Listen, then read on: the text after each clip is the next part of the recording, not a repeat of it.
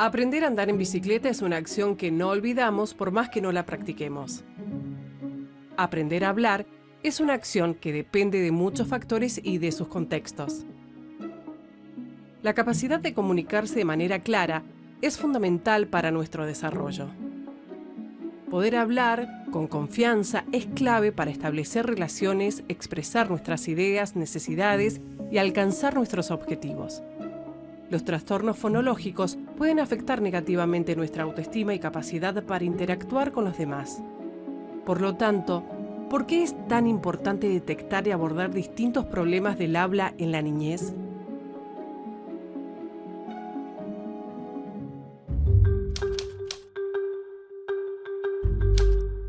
Para profundizar en este tema, voy a buscar a Alicia Bernardini, licenciada en la terapia del lenguaje, responsable del Servicio Clínico de Bases Funcionales y docente de la Facultad de Educación de la Universidad Nacional de Cuyo.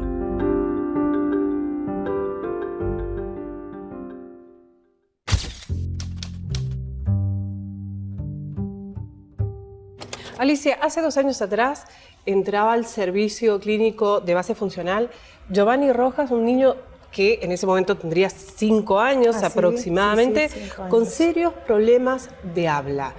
¿Cuáles eran estas características que él traía? Justamente la dificultad más importante de los trastornos del habla es que está conservada la comprensión. Pero cuando el niño se quiere expresar, lo hace con una serie de sonidos repetitivos, y no se le comprende lo que dice. En el caso de un trastorno fonológico, como es el que presentaba Giovanni, hay poca conciencia del error. Entonces, el niño sigue hablando, dando por supuesto que el adulto le entiende. ¿Qué es lo que es el trastorno fonológico? Es un trastorno específico del lenguaje, que son manifestaciones de en este caso, un desorden en la organización del sistema fonológico de la lengua. Recordemos que el lenguaje es una facultad cognitiva con la cual nos comunicamos. Ese sistema se va incorporando poco a poco a lo largo de los años para poder usarlo como un sistema abstracto de comunicación. Pero en ese proceso se pueden producir fallos. La representación mental que tenemos de cada uno de los sonidos de nuestra lengua es como un repertorio, como un juego de dominós. Nuestra mente organiza el mensaje, lo planifica con un modo gramatical adecuado a nuestra lengua, selecciona las palabras y luego en última instancia debe reconocer cuáles son los sonidos que componen cada una de esas palabras y ponerlas en el orden correcto antes de pronunciarlas. Para nosotros, cuando los chicos son chiquitos, nos parece hasta divertido y les festejamos, ¿no? Que hacemos estos sonidos y hacemos esas cosas y decimos, ¡ay, qué repetimos divertido! Lo que el chico dice. Exacto. Y por ahí uno dice, bueno, la madre es la que le entiende y a veces cometemos serios errores en fijar esto que parece que el día de mañana total lo va a madurar, va a crecer y va a hablar bien. Claro, la estimulación es crucial en este proceso. Hay un proceso intuitivo de parte de todas las madres, que es lo que se reconoce como maternez. Sí. No importa cuál sea el nivel cultural que esa mamá tenga. La mamá adapta su código al código posible del niño para ir facilitando la comunicación, pero naturalmente le va agregando elementos, le va exigiendo mejorías a medida que el niño va pudiendo. Esto es absolutamente intuitivo, lo hemos hecho todas nosotras cuando hemos criado a nuestros niños. Sí se pueden a veces cometer errores, y los vemos también en el espacio de trabajo, cuando hay familias que infantilizan o permanecen, digamos, en ese proceso de infantilizar el lenguaje más allá de los tiempos esperados. Esto no es bueno. Es al contrario, lo que se espera es que los adultos vayan interponiendo siempre un desafío mayor para que el niño vaya mejorando esa producción. La palabra puerta. Cuando el niño tiene 2 años, puede que diga peta. Pero después la mamá le va corrigiendo y le va diciendo puerta. Y el niño genera un nuevo intento y a lo mejor dice pueta. Claro. Y después en una tercera versión dice puesta. Y en una cuarta dice puerta y finalmente puede decir puerta. Ajá. En todo este proceso siempre hay un juego de te escucho y te corrijo y te doy el modelo correcto. Esa es la interacción esperable. Y si el chico espontáneamente no va pudiendo dar estos procesos, estos cambios, es cuando estamos frente a un retraso en el desarrollo fonológico. ¿Era el caso de Giovanni? Era el caso de Giovanni, pero en el caso de él era un profundo retraso porque se había quedado en una etapa muy primaria, muy infantil. Ajá. Entonces prácticamente todas las palabras tenían el mismo formato, ti, ta, ta, claro. Y no se entendía absolutamente nada. Giovanni viene derivado de la Facultad de Odontología. ¿Qué es lo que detectó la Facultad de Odontología, que es otro tipo de disciplina? Y acá dijo, urgente, tiene que entrar justamente al servicio. Nosotros tenemos un trabajo interdisciplinario que es el que ha dado origen a este servicio con la Facultad de Odontología, y lo que ellos ven en el servicio de ortodoncia específicamente es el problema dentario y de la oclusión dentaria. Pero también ven si el niño tiene vicios funcionales, sobre todo, como hemos comentado ya en otras notas, de respiración, de deglución, que son las funciones que se instalan también en la boca. Es un interjuego, la estructura responde a los movimientos que se ejerzan sobre ella. Entonces, esa estructura va a permanecer respondiendo a la ortodoncia si también ordenamos la función. Claro. Cuando ellos ven que el chico no respira bien, que no deglute bien, que no mantiene una buena postura de la cabeza, nos hacen la derivación para que tratemos esas funciones que llamamos funciones básicas. Ajá. No hubo en el caso de ellos un diagnóstico del trastorno del habla porque no es su preocupación. Claro. Pero cuando el niño llega acá y nosotros vemos las condiciones en las que él hablaba y la gran preocupación que tenía también la mamá, también nos trae los informes de la docente, que también le estaba muy preocupada porque él no estaba pudiendo responder a las expectativas en la escuela. Claro, y empiezan los problemas de comunicación. Claro, o sea, el chico va a fracasar en el proceso de aprendizaje porque el lenguaje es el vehículo. Claro, de interacción y en este social. caso puede llevar hasta problemas de conducta, ¿no? O estigmatización. Sí, exacto. Sí, si esto se sostiene en el tiempo es inevitable porque es lo que produce en cualquier persona la imposibilidad de comunicarse. Claro. Hay una necesidad vital de estar en contacto con el otro, de poder expresar nuestras necesidades, de poder hacernos entender y de poder comprender lo que pasa en el entorno. Todo esto está mediado por el lenguaje. Sí, Giovanni entró hace 2 años atrás. ¿Fue tomado en tiempo su dificultad, su patología? ¿Está bien dicho decirlo patología? Sí, se llama patologías del lenguaje. En realidad hubiese sido deseable advertirlo antes, porque esto ya se podría haber detectado antes. Lo que pasa es que en general, cuando no hay demasiada información y a veces en la dinámica del día a día, los papás, los adultos mayores, este es el niño más chiquito, habla como un bebé, bueno, van pasando los meses y pensamos ya se va a corregir. Pero esto no es así. Entonces, si nosotros lo hubiésemos abordado 1 año antes o 1 año y medio antes, por supuesto que hubiésemos hecho quizás el tratamiento mucho más rápido y la repercusión no hubiese sido tan importante.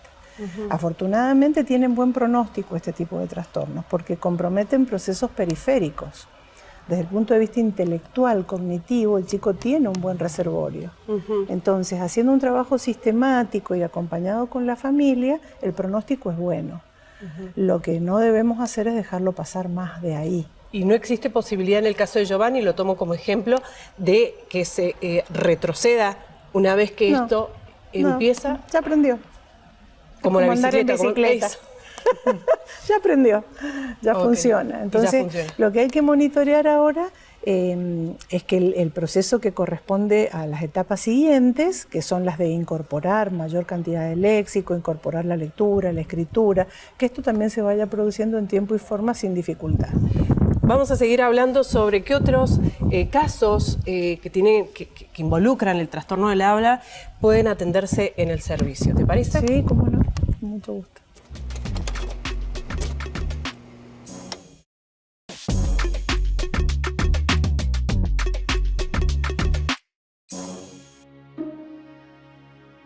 Las estrategias de juego son fundamentales para estimular el desarrollo del lenguaje en los niños, especialmente en aquellos que presentan dificultades en el habla. Pero también Los contextos sociales juegan un papel crucial en el desarrollo del lenguaje, ya que los niños aprenden a comunicarse a través de la interacción con los otros. Pero estos problemas del habla solamente se dan en los niños. Alicia, ¿cómo fue trabajar estos 2 años con la terapia, con Giovanni y su patología? Bueno, es un proceso. Desde el punto de vista fonológico hay repertorios de fonemas en nuestra lengua, algunos que son los primeros que se adquieren, que son los más sencillos, y es por donde se comienza. Las vocales en nuestra lengua son los pilares, entonces siempre tienen que quedar bien claras, bien aprendidas, bien diferenciadas para lograr mayor inteligibilidad. Es de lo primero que nos ocupamos. Pero no nos ocupamos especialmente del aparato fonoarticulador, porque en este caso lo que está fallando fundamentalmente son los procesos perceptivos. Y a veces la gente se confunde cuando les decimos tienen fallas en la discriminación auditiva y piensan que el niño no escucha. Claro. No tiene que ver con la cantidad de lo que escucha, sino con la calidad de lo que escucha. Porque en la audición se cumplen diferentes subfunciones. Y los fonemas de nuestra lengua tienen matices muy sutiles que los diferencian. Cuando el chico no es capaz de discriminar la diferencia entre una P y la T, ambas tienen características similares, reemplaza la que resulta más sencilla y la usa para todo. El fonema es ese sonido con el el que fonema suena... es la letra, para decirlo. En la lengua escrita lo representamos con una letra, pero en la lengua hablada son los sonidos o los fonemas.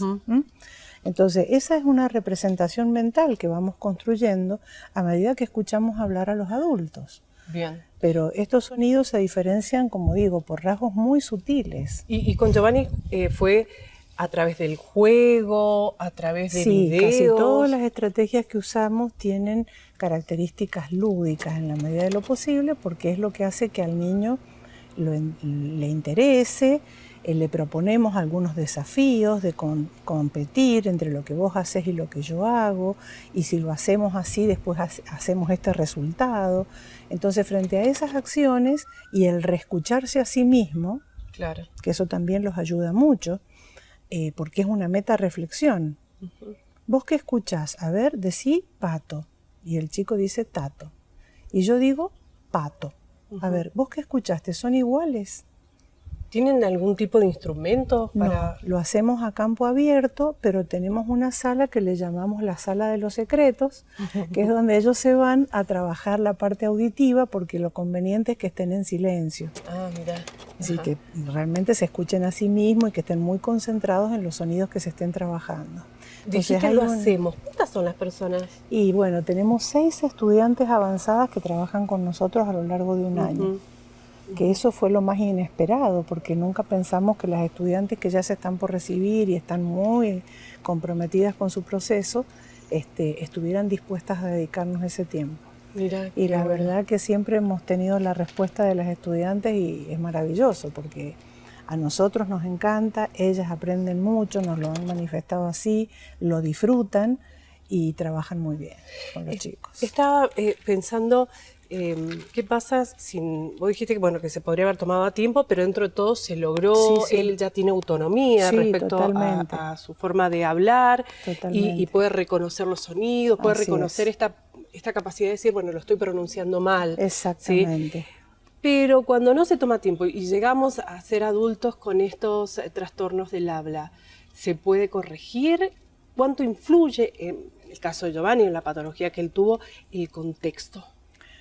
Y influye porque, por lo mismo que te decía hace un momento, es decir, el estímulo que va proporcionando el adulto en un niño que está desarrollando su lenguaje es uno de los componentes necesarios para el desarrollo. Porque el lenguaje, yo siempre les digo a mis alumnas, tiene 3 patas. Una biológica, una psicológica y una contextual o social. Igualmente importantes las 3. Si yo tengo un niño con un potencial cognitivo indemne, con un buen reservorio emocional, con un buen acompañamiento emocional, pero no hay un otro con quien hablar, el lenguaje se deteriora. o no se desarrolla adecuadamente. Por ejemplo, casos de chicos que son muy callados y el contexto muy igual. callados y, por ejemplo, hay comunidades, por ejemplo, las comunidades bolivianas, nosotros lo hemos visto porque tenemos muchos años de trabajo de extensión en el campo. Son niños que tienen un vocabulario muy escaso, que construyen las oraciones de manera más limitada, porque tienen poco intercambio lingüístico en la familia. La comunicación es más bien de orden imperativo, haga esto, haga aquello, vaya acá, vaya allá, y se acabó. No hay debate, no hay discusión, no hay interjuego de bromas, no hay relato. Entonces, esto empobrece el desarrollo del lenguaje, lo vuelve más duro. Cuando hablamos del trastorno, ¿qué patología tal vez no pueda nunca tener esta autonomía con la forma de hablar, con el lenguaje, el dominio? Cualquiera de estas tres patas que se afecte severamente y que no sea atendida va a tener un impacto severo sobre la constitución del lenguaje. ¿Cuando es cognitivo también? Sí, cuando es cognitivo fundamentalmente, porque el lenguaje es una función cognitiva que se asienta sobre un sistema neurológico, sobre un sistema fonoarticulador. Entonces yo de pronto puedo intelectualmente construir una oración, pero tengo una fisura en el paladar y no puedo apoyar la lengua para articular los sonidos, la voz se va para la nariz, entonces yo quiero hablar y la gente no me entiende nada. Ese es el caso por ahí que se daban en los chicos que tenían labio leporino. Exacto, sí. Es una malformación congénita que se llama labio leporino con o sin fisura palatina. Y pese a las operaciones, porque está bastante avanzado, sí o sí hay que trabajar el tema del habla. Sí, porque es lo mismo que decíamos hace un rato con el tema de la ortodoncia. La estructura condiciona la función y la función condiciona la estructura. Entonces tenemos una estructura muy dañada donde hay dos hemisferios faciales que están divididos por un canal, por una abertura, un surco que se ha separado, y la reparación quirúrgica nunca va a dejar un paladar perfecto, nunca va a dejar un colgajo, que es el velo del paladar, perfecto, va a dejar un colgajo reparado con lo que había. Entonces la funcionalidad de esa estructura también va a ser defectuosa si no se trabaja y no se entrena. ¿Cuáles son las consecuencias que puede tener una persona si no supera los obstáculos en el habla? Y son múltiples, porque como decíamos al principio, el lenguaje condiciona todo nuestro aprendizaje. ¿Y desde lo social y cultural? Desde lo social y cultural y desde lo intelectual. Todos nuestros aspectos de la vida se van a ver afectados. Porque, o sea, intelectualmente puede costarle un montón, procesos educativos, la educación superior seguro, y todo eso. El desarrollo del pensamiento abstracto está condicionado por el lenguaje. Porque si yo no puedo interactuar con un otro que me diga que perro, gato, jirafa son animales, yo nunca voy a construir ese concepto, porque el animal no existe. Lo que existe es el perro, el gato y la jirafa. El animal es una construcción abstracta. Entonces, hacerme una representación de que esa categoría incluye a todos estos sujetos diferentes es un trabajo cognitivo que lo puedo realizar porque el lenguaje lo está mediando. Bien. El 90% de nuestra cultura está mediada por los textos. Claro. El lenguaje, o sea, el aprendizaje espontáneo y empírico que tiene que ver con el aprendizaje a partir de la acción concreta, solo representa un 10% en la vida de las personas. Pensaba el 90% restante está mediado por el lenguaje. Por ahí esta ansiedad que por ahí genera la situación de chicos dentro del espectro autista que tardan este proceso a la hora de hablar y por ahí tienen 8 o 9 años y no pronuncian no se pueden comunicar. No se pueden comunicar. Ay, Alicia, es un tema realmente apasionante. Y más para ustedes que también trabajan con la comunicación. Y sobre todo la comunicación. Claro. Pero estaría muy bueno hablar un poco de la carrera y también del servicio. Sí, con todo gusto, cómo no.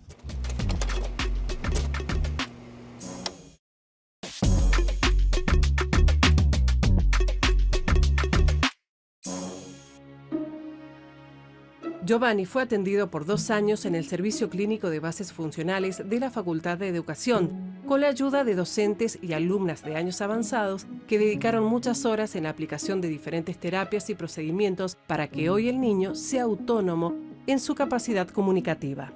Este servicio está capacitado para atender muchas dificultades del lenguaje, sin embargo, la demanda es tan alta que escapa a las posibilidades de atención adecuada.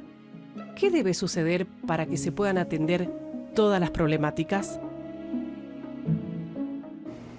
Alicia, ¿cómo trabaja el servicio cuando llegan los chicos? ¿Vienen por derivación? ¿Cómo es el trabajo? Sí, los chicos ingresan por el servicio de ortodoncia de la Facultad de Odontología. Una vez que tienen su turno y son evaluados en ese servicio, las profesionales que están a cargo deciden si van a necesitar trabajo con las funciones básicas y en ese caso nos hacen la derivación. Los chicos llaman por teléfono, piden un turno y si no tenemos disponibilidad los ponemos en lista de espera y apenas se desocupa un lugarcito, los llamamos por teléfono y los citamos. ¿Y qué días trabaja? Los días miércoles en la mañana porque coincide con el día que trabaja el servicio de ortodoncia. Ajá. Entonces eso nos facilita también la comunicación. La doctora Isabel Pérez, que es la jefa del área, está en contacto con nosotros cuando tenemos alguna interconsulta, porque, a ver, me parece que es importante destacar también esto, ¿no? Que no es tan común en la universidad este trabajo interdisciplinario. Claro. Nosotros, a partir del acercamiento que tuvimos con trabajos de investigación y de extensión con la gente de odontología, empezamos a encontrar estas áreas en común que requieren una respuesta integral, no separado un profesional por un lado y después si el papá se entera o se informa, recurre también a completar el tratamiento en otro lado, sino que formemos a nuestros estudiantes ya con la conciencia de que el trabajo debe ser en equipo. Y eso se construye cuando ellos nos lo ven hacer a nosotros. ¿Cuántos chicos están atendiendo en estos momentos? Son 6 los estudiantes avanzados que tienen capacidad, o sea, se hace una convocatoria que tiene que ver con la posibilidad que también tenemos de trabajo y bueno, y cada uno de ellos tiene la responsabilidad de atender 2 pacientes.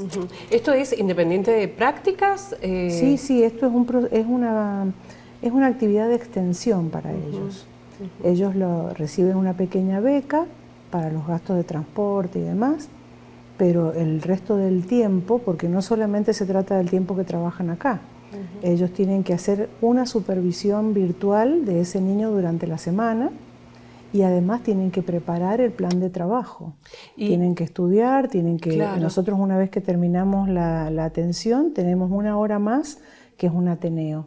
Ajá. En ese ateneo se discuten cada una de las novedades de los pacientes y se va asesorando porque son estudiantes en formación. Claro. Entonces nosotros tenemos que supervisar y que guiar al estudiante en el proceso. Imagino que es un grupo que suele ser por ahí un poco acotado en cantidad según las patologías que pueden presentarse, la lista de espera y todo eso. Hoy están atendiendo algunas patologías, no tantas. Claro, no podemos abarcar toda la problemática del lenguaje que tiene que ver con nuestra formación. Nosotros hemos hecho un recorte y por eso nos hemos limitado a atender a los pacientes que vienen derivados de ortodoncia, porque de lo contrario estaríamos generando una expectativa tan grande que no podríamos dar respuesta.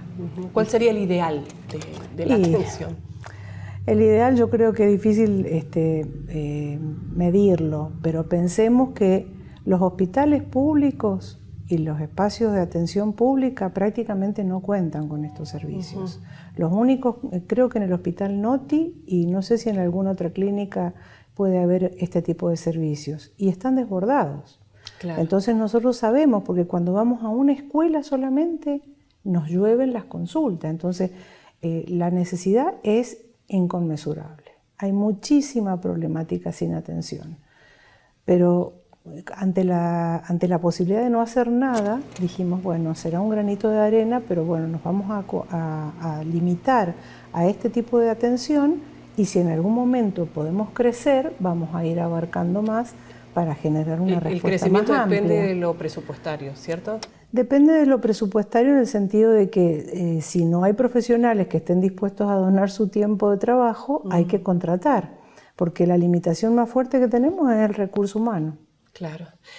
¿Qué carrera estudian los profesionales que están trabajando o estas estudiantes que están en el servicio?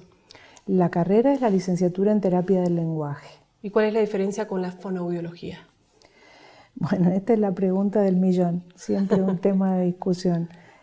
No para mí, que ya hace muchos años lo tengo claro, pero en realidad tenemos diferencias con la formación del fonoaudiólogo, porque ellos tienen un campo de acción muy especializado en las áreas de foniatría y audiología, que son dos campos en los que el licenciado en terapia del lenguaje no se forma.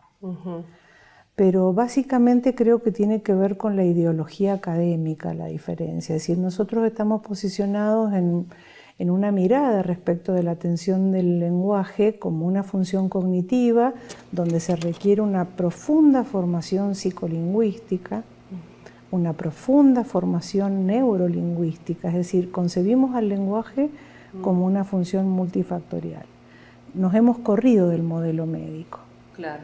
Trato de explicar lo más simple que se pueda, digamos, lo que serían las variantes académicas, porque el modelo médico ha sido exitoso durante mucho tiempo y en el campo del lenguaje ha dejado muchos lugares vacíos. El campo de las licenciadas es el campo del atender el habla en menores, ¿o tiene otro tipo de campos también? No, abarca todas las etapas evolutivas, porque el lenguaje es una función inacabada. Claro. Es decir, nunca terminamos de aprender, de evolucionar desde el punto de vista del lenguaje.